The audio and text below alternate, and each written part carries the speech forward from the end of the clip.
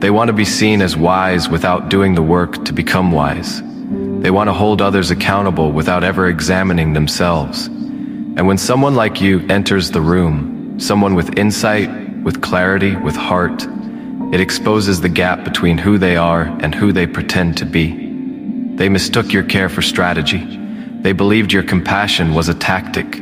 They assumed your openness was designed to manipulate, when in reality it was a genuine offering.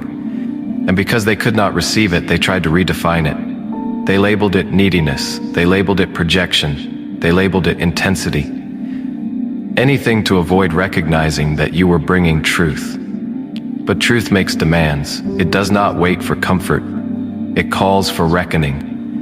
And you were not asking for obedience. You were asking for honesty. You were not asking them to serve you. You were asking them to show up fully.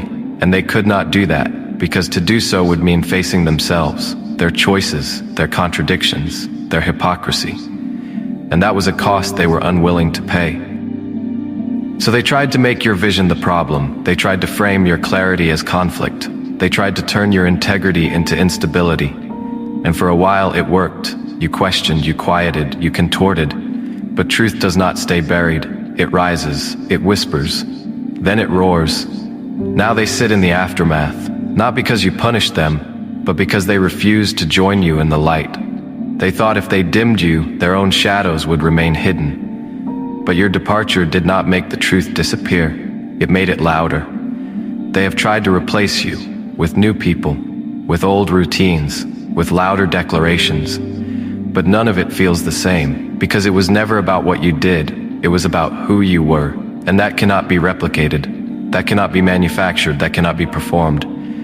You were not seeking control. You were seeking connection. You were not playing games.